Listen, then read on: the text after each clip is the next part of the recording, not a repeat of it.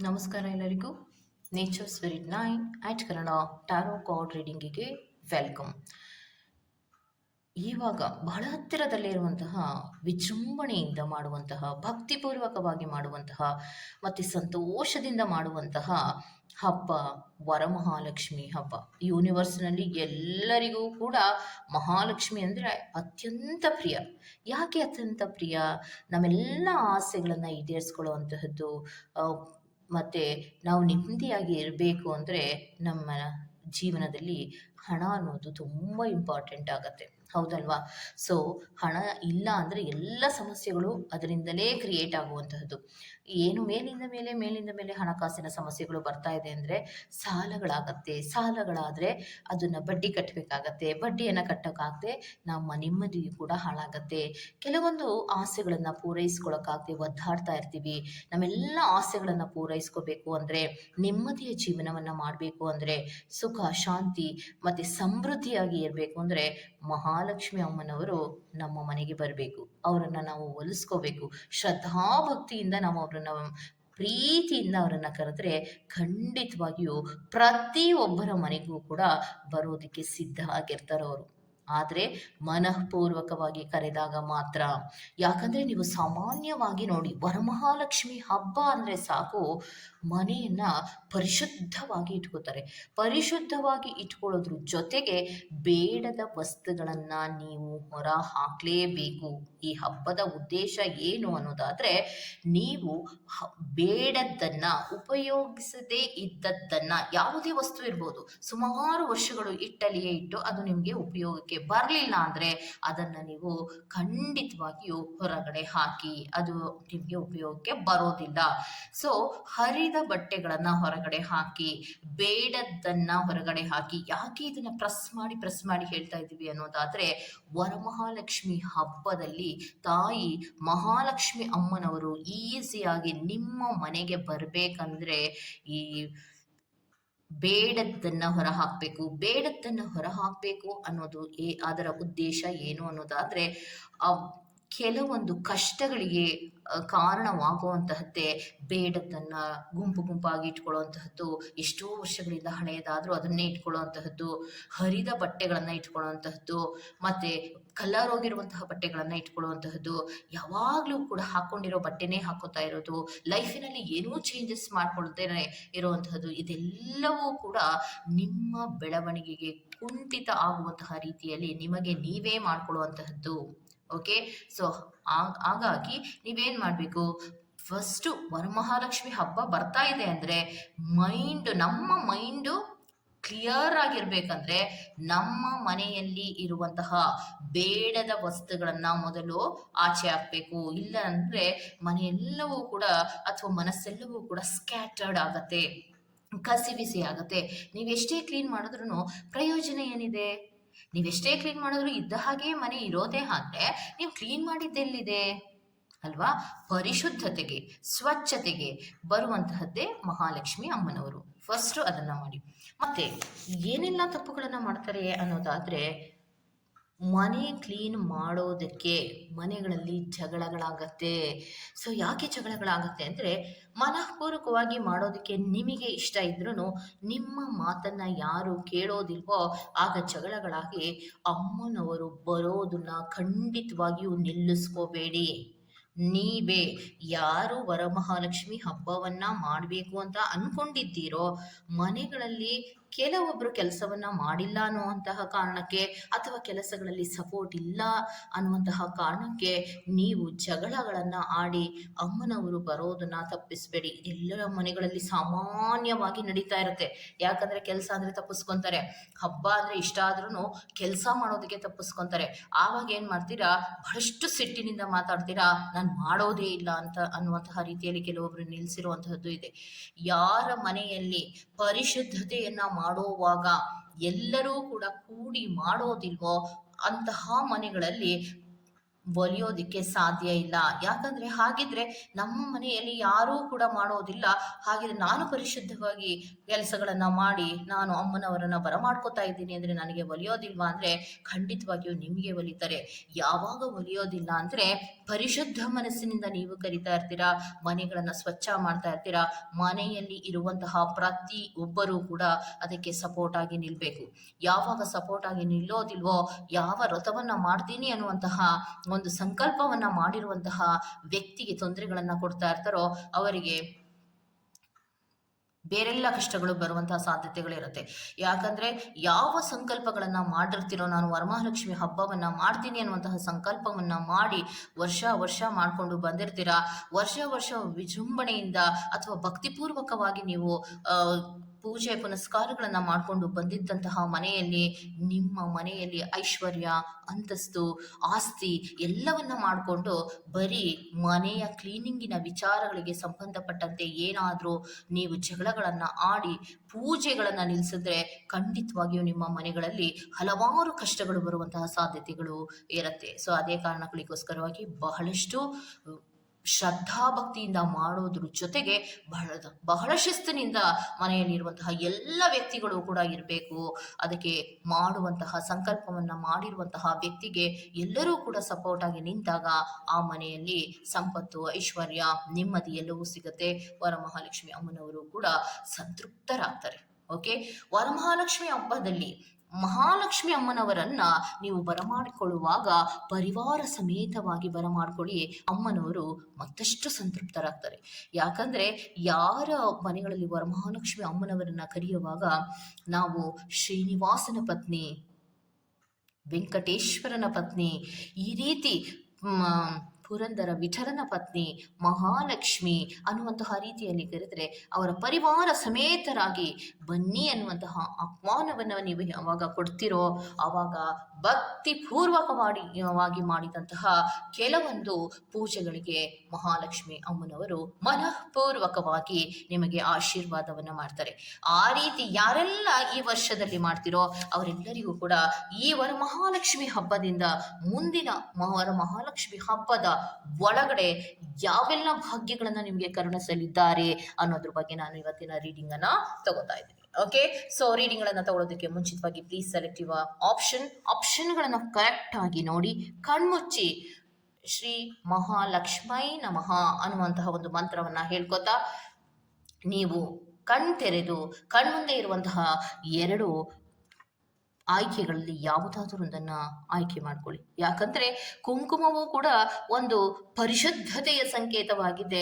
ನಮ್ಮ ಮುತ್ತೈದೆಯ ಭಾಗ್ಯವನ್ನು ಎತ್ತಿ ಹಿಡಿಯುವಂತಹ ಮತ್ತು ಎಲ್ಲ ಪೂಜೆಗಳಿಗೂ ಕೂಡ ಬಳಸುವಂತಹ ಕುಂಕುಮವನ್ನು ನೀವು ಆಯ್ಕೆ ಮಾಡಿಕೊಂಡ್ರೆ ಅದು ಪಾಯಿಂಟ್ ನಂಬರ್ 1. ಅಕ್ಷತೆ ಬಹಳ ಆಶೀರ್ವಾದವನ್ನು ಮಾಡುವಾಗ ಪ್ರತಿಯೊಬ್ಬರೂ ಕೂಡ ಅಕ್ಷತೆಗಳನ್ನು ಬಳಸ್ತಾರೆ.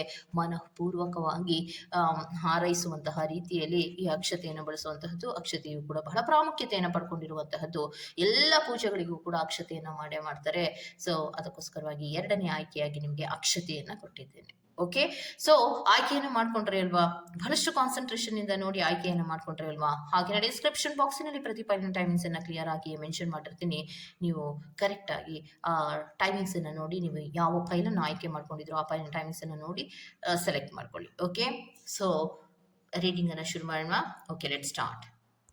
ಯಾರೆಲ್ಲ ಫೈಲ್ ನಂಬರ್ 1 ಅಂದರೆ ಕೆಂಪು ಕುಂಕುಮವನ್ನು ಆಯ್ಕೆ ಮಾಡ್ಕೊಂಡಿದ್ದೀರಾ, ವರಮಹಾಲಕ್ಷ್ಮಿ ಹಬ್ಬದ ತದನಂತರದಲ್ಲಿ ಅಂದರೆ ಮುಂದಿನ ವರಮಹಾಲಕ್ಷ್ಮಿ ಹಬ್ಬದ ಒಳಗಡೆ ಅಮ್ಮನವರು ನಿಮಗೆ ಏನು ಸೂಚನೆಯನ್ನು ಕೊಡ್ತಾ ಇದ್ದಾರೆ ಅನ್ನೋದಾದರೆ, ನಿಮ್ಮ ಜೀವನದಲ್ಲಿ ಸ್ಟೆಬಿಲಿಟಿ ಅನ್ನೋದು ಬರುತ್ತೆ ಅನ್ನೋದನ್ನು ಹೇಳ್ತಾ ಇದ್ದಾರೆ. ಅಂದರೆ ಇದ್ದಂತಹ ಕಷ್ಟಗಳು ಹೋಗಿ ಅಥವಾ ಮಾಯವಾಗಿ ನಿಮ್ಮ ಜೀವನದಲ್ಲಿ ಒಂದು ಸಂತೋಷದ ದಿನಗಳ ಜೊತೆಗೆ ಗುಡ್ ಲಕ್ಗಳು ಕೂಡ ಬರ್ತಾ ಇದೆ. ಹಲವಾರು ಬದಲಾವಣೆಗಳು ಈ ಒಂದು ವರ್ಷದಲ್ಲಿ ಆಗುವಂತಹ ಸಾಧ್ಯತೆಗಳಿದೆ ಅನ್ನೋದನ್ನ ಹೇಳ್ತಾ ಇದ್ದಾರೆ. ಸೊ 1 ವರ್ಷದ ಒಳಗಡೆ ನೀವು ನೀವಿದ್ದಂತಹ ರೀತಿ ಏನಿದೆಯೋ ನಿಮ್ಮ ಕಷ್ಟಗಳು ಅದೆಲ್ಲವೂ ಕೂಡ ಹೋಗಿ ಒಂದು ಸ್ಟೆಬಿಲಿಟಿಗಳಿಗೆ ಬರ್ತೀರಾ. ಕೆಲವೊಬ್ರು ಮನೆ ಕಟ್ಟೋದಿರಬಹುದು, ಅಥವಾ ಕಾರ್ ತಗೋತೀನಿ ಅನ್ಕೊಂಡಂತಹ ವಿಚಾರಗಳಿಗಿರಬಹುದು, ಕೆಲವೊಬ್ರು ಬಿಸ್ನೆಸ್ ಅನ್ನ ಮಾಡ್ತೀನಿ ಅನ್ನುವಂತಹ ವಿಚಾರಗಳಿಗಿರಬಹುದು, ಕೆಲವೊಬ್ರು ಆಸ್ತಿಗಳ ವಿಚಾರಗಳಿಗೆ ಸಂಬಂಧಪಟ್ಟಂತೆ ಪ್ರಯತ್ನಗಳನ್ನ ಮಾಡ್ತಾ ಇರಬಹುದು. ಯಾವುದೇ ಆಗ್ಲಿ, ನಿಮಗೆ ಒಂದು ಗುಡ್ ಲಕ್ ಅನ್ನೋದು ನಿಮ್ಗೆ ಸಿಗ್ತಾ ಇದೆ ಅನ್ನೋದನ್ನ ಹೇಳ್ತಾ ಇದ್ದಾರೆ. ಮತ್ತೆ ನಿಮ್ಮಲ್ಲಿ ಯಾವ ಬದಲಾವಣೆಗಳು ಆಗತ್ತೆ ಅನ್ನೋದಾದ್ರೆ, ಹಲವಾರು ವಿಚಾರಗಳಲ್ಲಿ ಕನ್ಫ್ಯೂಷನ್ ರೀತಿಯಲ್ಲಿ ಬದುಕುತ್ತಿದ್ದಂತಹದ್ದು ಎಲ್ಲವೂ ಕೂಡ ಕಡಿಮೆ ಆಗತ್ತೆ. ಎಷ್ಟೋ ವಿಚಾರಗಳಲ್ಲಿ ಅರ್ಥವೇ ಆಗ್ತಾ ಇರೋದಿಲ್ಲ, ಮನೆಯಲ್ಲಿ ನೆಮ್ಮದಿ ಇಲ್ಲದೆ ತುಂಬಾ ಕಷ್ಟವನ್ನ ಪಡ್ತಾ ಇರ್ತೀರಾ. ಒಂದು ಪ್ರೀತಿ ವಿಶ್ವಾಸವೇ ಇಲ್ಲದ ರೀತಿಯಲ್ಲಿ ಹೇಗೆಲ್ಲ ಜೀವನವನ್ನ ಮಾಡ್ತಾ ಇದ್ರೋ ಅದೆಲ್ಲವೂ ಕೂಡ ಹೋಗುತ್ತೆ. ಯಾಕೆ ಅನ್ನೋದಾದ್ರೆ, ನಿಮ್ಮ ಜೀವನದಲ್ಲಿ ನೆಮ್ಮದಿ ಅನ್ನೋದು ಪ್ರೀತಿಯಿಂದ ವಿಶ್ವಾಸದಿಂದ ಬದುಕೋದಕ್ಕೆ ತಾಯಿ ಮಹಾಲಕ್ಷ್ಮಿ ಅಮ್ಮನವರು ಅವಕಾಶವನ್ನ ನಿಮ್ಗೆ ಮಾಡ್ಕೊಡ್ತಾ ಇದ್ದಾರೆ. ಮತ್ತೆ ಹಾರ್ಡ್ ವರ್ಕ್ ಅನ್ನೋದು ಶುರು ಆಗತ್ತೆ.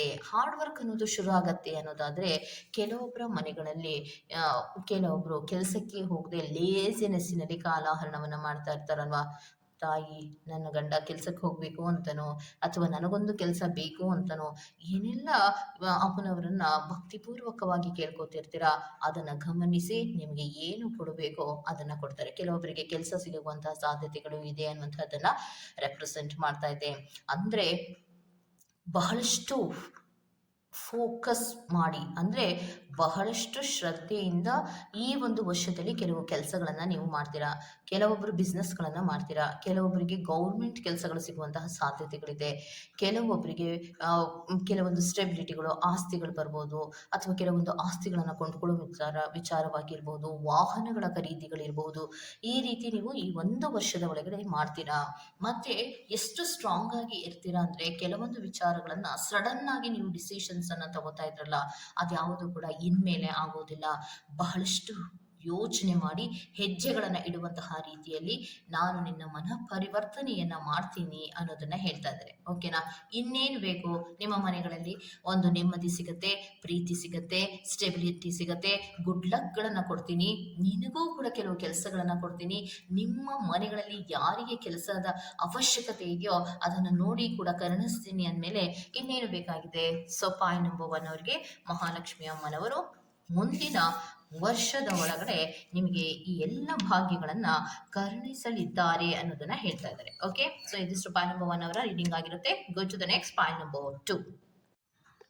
ಯಾರೆಲ್ಲ ಪಾಯಿಂಟ್ ನಂಬರ್ 2 ಅಕ್ಷತೆಯನ್ನ ಆಯ್ಕೆ ಮಾಡ್ಕೊಂಡಿದ್ದೀರಾ, ಸೊ ನಿಮಗೆ ತಾಯಿ ಮಹಾಲಕ್ಷ್ಮಿ ಅಮ್ಮನವರು ಏನ್ ಹೇಳ್ತಾ ಇದ್ದಾರೆ ಅಂದ್ರೆ, ಮೊದಲು ಕ್ಲಾರಿಟಿಯಾಗಿ ಮಾತಾಡುವಂತಹ ವಿಚಾರಗಳಿಗೆ ಸಂಬಂಧಪಟ್ಟಂತೆ, ಅಧಿಕಾರಕ್ಕೆ ಸಂಬಂಧಪಟ್ಟಂತೆ ನಿಮಗೆ ಒಳ್ಳೆಯ ಪೋಸ್ಟ್ಗಳು ಸಿಗುವಂತಹ ಸಾಧ್ಯತೆಗಳಿರುತ್ತೆ ಅನ್ನೋದನ್ನ ಹೇಳ್ತಾ ಇದ್ದಾರೆ.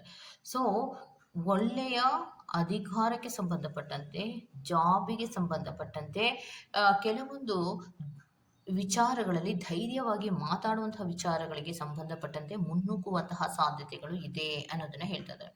ಮತ್ತೆ ನೆಕ್ಸ್ಟ್ ಕೆಲವೊಬ್ಬರಿಗೆ ಈ ವರ್ಷದಿಂದ, ಈ ವರಮಹಾಲಕ್ಷ್ಮಿ ಹಬ್ಬದಿಂದ ಮುಂದಿನ ವರಮಹಾಲಕ್ಷ್ಮಿ ಹಬ್ಬದ ಒಳಗಡೆ ನಿಮ್ಮ ಮನೆಗಳಲ್ಲಿ ಒಂದು ಮಗುವಾಗುವಂತಹ ಸಾಧ್ಯತೆಗಳು ಇದೆ. ಕೆಲವೊಬ್ಬರಿಗೆ ಹೆಣ್ಣು ಮಗುವನ್ನ ರೆಪ್ರೆಸೆಂಟ್ ಮಾಡ್ತಾ ಇದೆ. ಹೆಚ್ಚಾಗಿ ಇಲ್ಲಿ ಸ್ಟ್ರಾಂಗ್ ಆಗಿ ಒಂದು ಹೆಣ್ಣು ಮಗುವಿನ ಜನನದ ಬಗ್ಗೆ ತಾಯಿ ಮಹಾಲಕ್ಷ್ಮಿ ಅಮ್ಮನವರು ಹೇಳ್ತಾ ಇದ್ದಾರೆ. ಓಕೆ, ಸೊ ಮತ್ತೆ ಬೇಡದ ಕೆಲವೊಂದು ವ್ಯಕ್ತಿಗಳು ನಿನ್ನಿಂದ ದೂರ ಆಗ್ತಾ ಇದ್ದಾರೆ ಅನ್ನೋದನ್ನ ಸ್ಪಷ್ಟೀಕರಣವಾಗಿ ಹೇಳ್ತಾ ಇದ್ದಾರೆ. ಅಂದ್ರೆ ನಿಮಗೆ ಹಿಂಸೆ ಕೊಡ್ತಾ ಇದ್ದಂತಹ, ಅಥವಾ ಒಂದು ರೀತಿಯಲ್ಲಿ ನೆಗೆಟಿವ್ ಪ್ಯಾಟರ್ನಿನ ರೀತಿಯಲ್ಲಿ ಮೇಲಿಂದ ಮೇಲೆ ಒಂದು ತೊಂದರೆಗಳನ್ನ ಕೊಡ್ತಾ ಇದ್ದಂತಹ ವ್ಯಕ್ತಿಗಳನ್ನ ನಿಮ್ಮಿಂದ ದೂರ ಮಾಡ್ತಾ ಇದ್ದೇನೆ ಅನ್ನೋದನ್ನ ಹೇಳ್ತಾ ಇದ್ದಾರೆ. ಯಾಕಂದ್ರೆ 1000 ಜನ ನಮ್ಗೆ ಹಿಂದಿನಿಂದ ಕಷ್ಟವನ್ನ ಕೊಡೋದಾಗ್ಲಿ, ತೊಂದರೆಗಳನ್ನ ಕೊಡೋದಾಗ್ಲಿ, ನಮ್ಮ ಬಗ್ಗೆ ಗಾಸಿಪ್ಗಳನ್ನ ಸೃಷ್ಟಿ ಮಾಡೋದಾಗ್ಲಿ, ಅಥವಾ ನಮ್ಗೆ ಹಿಂಸೆಯ ರೀತಿಯಲ್ಲಿ ಅವ್ರನ್ನ ಹಿಂದಿನಿಂದ ಚಾಡಿ ಹೇಳೋದಾಗ್ಲಿ, ಇದೆಲ್ಲವನ್ನ ಮಾಡ್ತಾ ಇದ್ರೆ ಆ 1000 ಜನರು ಕೂಡ ಶೂನ್ಯಕ್ಕೆ ಸಮ ಅಲ್ವಾ? ಸೊ ನಮಗೆ ಬೇಕಾದಂತಹ ಒಬ್ಬ ವ್ಯಕ್ತಿ ಪ್ರಾಮಾಣಿಕವಾದಂತಹ ರೀತಿಯಲ್ಲಿ ನಮ್ಮ ಬದುಕಿನಲ್ಲಿ ಇದ್ರೆ ಆ 1000 ಜನಗಳು ಇಲ್ಲದೇ ಇದ್ರೂ ನಡೆಯುತ್ತೆ, 1,00,000 ಜನಗಳಿಗೆ ಸಮವಾಗಿ ಒಬ್ಬ ವ್ಯಕ್ತಿ ಇದ್ರೂ ಕೂಡ ಅದು ಮನಪೂರ್ವಕವಾಗಿ ನೀವು ಮುಂದಕ್ಕೆ ಹೋಗ್ಬೋದಾಗಿರುತ್ತೆ. ಸೊ ಅಂತಹ ಕೆಲವು ವಿಚಾರಗಳಿಗೆ ಸಂಬಂಧಪಟ್ಟಂತೆ ನಿಮ್ಮ ಜೀವನದಲ್ಲಿ ಹಲವಾರು ತೊಂದರೆ ಕೊಡ್ತಾ ಇರುವಂತಹ ಒಬ್ಬ ವ್ಯಕ್ತಿ ದೂರ ಆಗ್ತಾ ಇದ್ದಾರೆ ಅನ್ನೋದನ್ನ ಹೇಳ್ತಾ ಇದ್ದಾರೆ.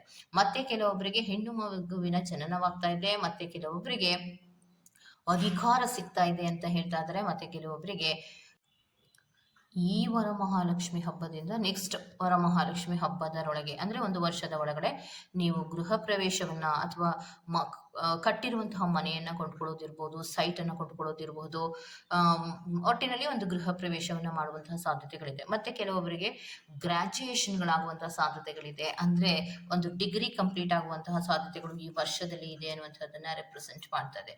ಅಂದುಕೊಂಡಂತಹ ಕೆಲಸಗಳು ಈ ವರ್ಷದಲ್ಲಿ ನಿಮಗೆ ಮುಗಿಯುತ್ತೆ ಅನ್ನೋದನ್ನ ಹೇಳ್ತಾ ಇದ್ದಾರೆ. ಎಸ್ಪೆಷಲಿ ನಿಮಗೆ ಹೆಚ್ಚಾಗಿ ಹೇಳ್ತಾ ಇದ್ದರು ಮಗುವಿನ ಜನನದ ಬಗ್ಗೆ, ಅಧಿಕಾರದ ಬಗ್ಗೆ ಮತ್ತು ಮನೆಗಳನ್ನ ಕೊಂಡುಕೊಳ್ಳುವಂತಹ ವಿಚಾರಕ್ಕೆ ಸಂಬಂಧಪಟ್ಟಂತೆ, ಮತ್ತೆ ಎಷ್ಟೋ ದಿನಗಳಿಂದ ಒಂದು ಕೆಲಸವನ್ನ ನೀವು ಮಾಡ್ತಾ ಇದ್ರಿ, ಆ ಕೆಲಸಗಳು ಸದ್ಯದಲ್ಲಿಯೇ ಸಂಪೂರ್ಣವಾಗಿ ಆಗತ್ತೆ, ನಿಮ್ಮ ಪರವಾಗಿಯೇ ಆಗತ್ತೆ ಅನ್ನೋದನ್ನ ಹೇಳ್ತಾ ಇದ್ದಾರೆ. ಮತ್ತೆ ಬೇಡದ ವ್ಯಕ್ತಿಗಳು ನಿಮ್ಮ ಜೀವನದಿಂದ ತಾವಾಗೇ ದೂರ ಹೋಗುವಂತಹ ಸಾಧ್ಯತೆಗಳು ಹೆಚ್ಚಾಗಿದೆ ಅನ್ನೋದನ್ನ ಹೇಳ್ತಾ ಇದ್ದಾರೆ. ಓಕೆನಾ? ಸೊ ನಿಮ್ಮ ಜೀವನಕ್ಕೆ ಏನೇನು ಬೇಕೋ ಅದೆಲ್ಲವನ್ನ ತಾಯಿ ವರಮಹಾಲಕ್ಷ್ಮಿ ಅಮ್ಮನವರು ಮನಪೂರ್ವಕವಾಗಿ ನಿಮಗೆ ಕರುಣಿಸ್ತಾ ಇದ್ದಾರೆ. ಅಂದ್ರೆ ಮತ್ತೇನು ಬೇಕಾಗಿದೆ? ಬಹಳಷ್ಟು ನೆಮ್ಮದಿಯಿಂದ, ಖುಷಿಯಿಂದ, ಸಂತೋಷದಿಂದ ನೀವು ಈ ವರಮಹಾಲಕ್ಷ್ಮಿ ಹಬ್ಬವನ್ನ ಆಚರಿಸಬಹುದು ಅಂತ ಹೇಳ್ತಾ, ಮತ್ತೊಮ್ಮೆ ನಮ್ಮ ಚಾನಲಿನ ಎಲ್ಲರಿಗೂ ಕೂಡ, ಸಬ್ಸ್ಕ್ರೈಬರ್ಸ್ಗಳಿಗೂ ಕೂಡ ಮತ್ತು ಇಡೀ ಯೂನಿವರ್ಸಿಗೂ ಕೂಡ ವರಮಹಾಲಕ್ಷ್ಮಿ ಹಬ್ಬದ ಶುಭಾಶಯಗಳನ್ನ ಮುಂಚೆನೆ ಹೇಳ್ತಾ ನಾನು ಈ ವಿಡಿಯೋನ ಮುಗಿಸ್ತಾ ಇದ್ದೀನಿ. ಓಕೆ, ನಾನು ಮತ್ತೊಂದು ವಿಡಿಯೋಗಳಲ್ಲಿ ಸಿಗೋವರೆಗೂ ಟೇಕ್ ಕೇರ್ ಅಂಡ್ ಬಾಯ್.